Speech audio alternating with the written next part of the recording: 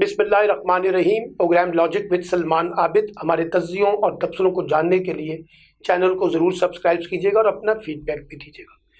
गुज़िश्ता चंद महीनों में हमने ये देखा है कि पाकिस्तान में औरतों के ख़िलाफ़ जराइम में बड़ा इजाफा हुआ है और ख़ास तौर पे जिनसी जराइम का मामला भी सरे फहरिस्त है।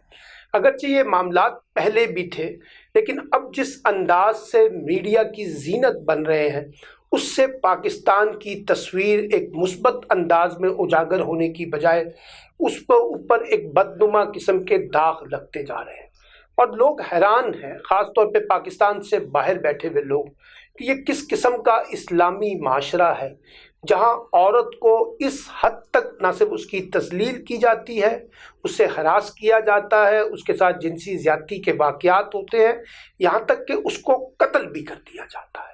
और ख़ास तौर पे आपने देखा कि इस्लामाबाद में उस्मान मिर्ज़ा साहब एक साहब सामने आए जो लड़कियों को जिस अंदाज से ब्लैकमेल करते थे, वायलेंस करते थे, उनकी वीडियोस बनाकर उनको ब्लैकमेल किया जाता था।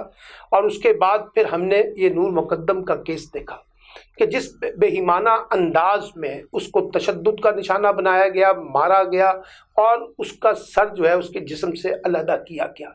ये सारे वाक़यात क्या हैं?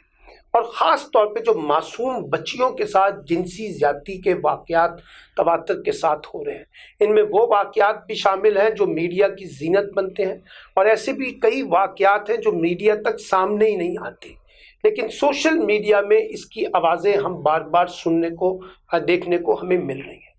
सवाल ये है कि पाकिस्तानी सोसाइटी में ये इतना वायलेंस कहाँ से आ गया है और क्या वजह है कि हम ख़ास तौर पे कमज़ोर तबकात और कमज़ोर तबकात में भी औरत या बच्ची को उसको निशाना बनाते हैं, और क्यों हमने उस औरत को एक इंसान समझने से ज़्यादा एक जिसे कहते हैं फरीक समझ लिया है और उससे जिनसी ज़्यादती करने को अपनी बहादुरी के साथ जोड़ने की कोशिश करते हैं।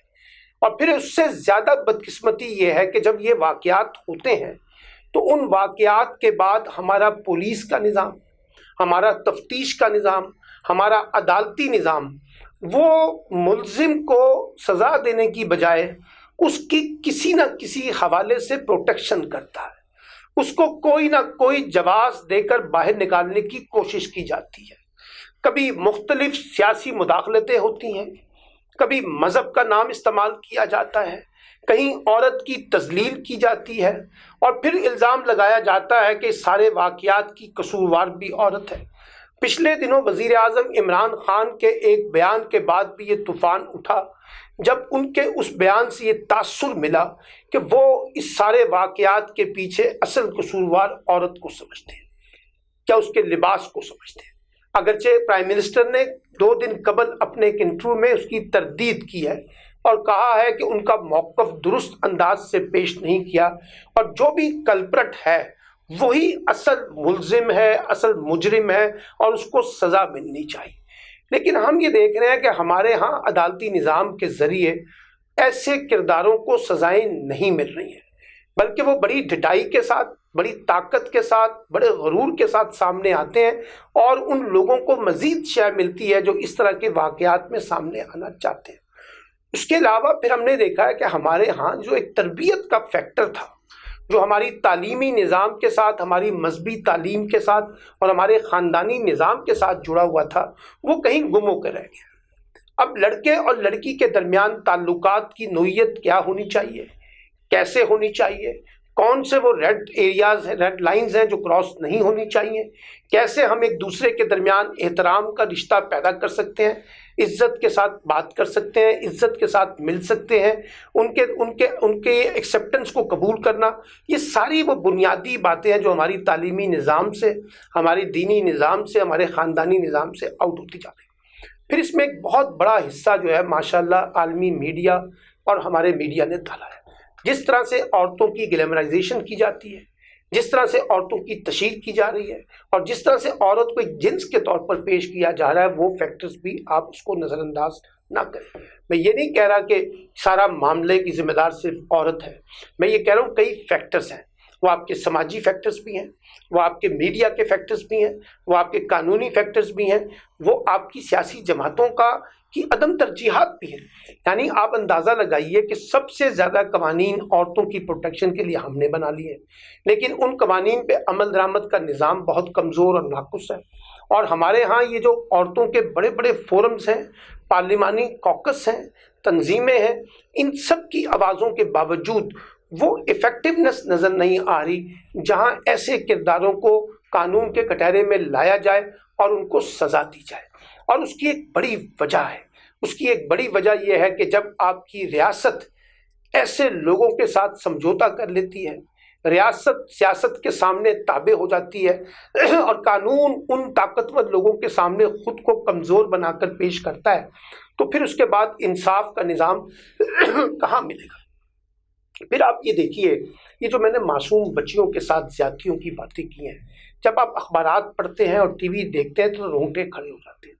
7، 8، 9، 10، 11 سال کی بچی کے ساتھ کچھ 40 سال کا 35 سال کا آدمی جو ہے وہ زیادتی کرتا ہے، اور پھر زیادتی کر کے اس کو اٹھا کر پھینک دیتا ہے، قتل تک کر دیتا ہے، اور اس کی لاش کو مسخ کر دیا جاتا ہے، اور اس کے باوجود وہ کردار پھر بچ جاتے ہیں۔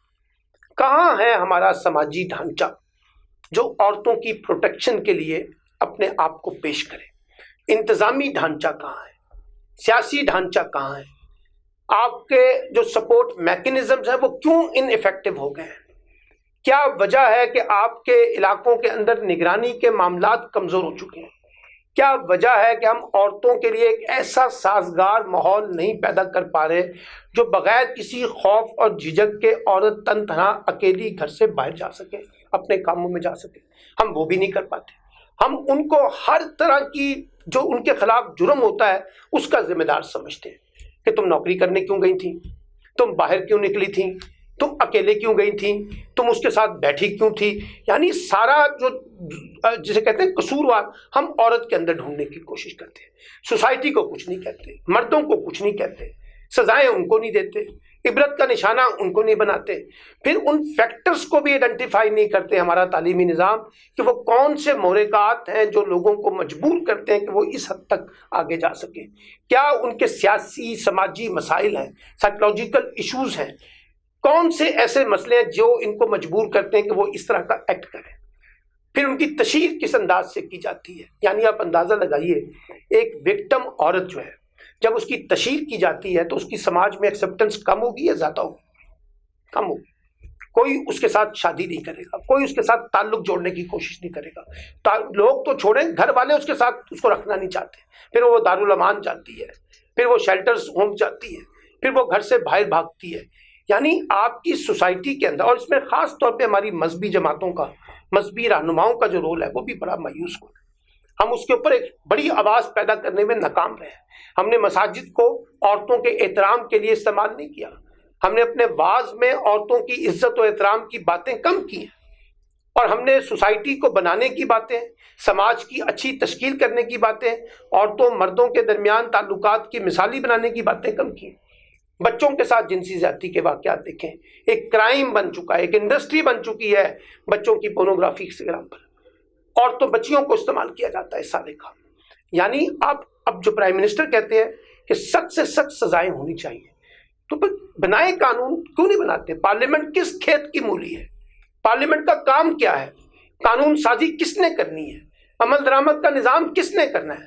ہمیں تقریروں سے خوش کرنے کی کوشش کی جاتی ہے، بڑے بڑے دعووں کے ساتھ خوش کرنے کی کوشش کی جاتی ہے۔ اس سے باہر نکلیں، عملی طور پر بتائیں کہ پاکستان کے اندر کیا ہو رہا ہے، کیسے عورت خود کو اپنے آپ کو پروٹیکٹ فیل کرے، کیسے وہ اپنے آپ کو آزادانہ بنیادوں پر چلا سکے، اپنی مرضی کے مطابق وہ اپنے آپ کو آگے لے کے جا سکے۔ یہ وہ سوالات ہیں۔ اس لیے میں یہ سمجھتا ہوں کہ یہ ٹیسٹ کیس ہے اسلام آباد کے دونوں کیسز، عثمان مرزا والا بھی اور نور مقدم والا۔ اگر اس میں ریاست نے کمزوری دکھائی اور ملزموں کو سزائیں نہ ملی تو یاد رکھیے کہ اس سے ہمارے ہاں عورتوں کے خلاف بڑھتا وہ جو وائلنس ہے وہ کم ہونے کی بجائے اور زیادہ بڑھے گا، اور اس کی ناکامی کی ذمہ داری ریاست پاکستان، حکومت پاکستان اور ہمارے عدالتی نظام پر براہ راست عائد ہوگی۔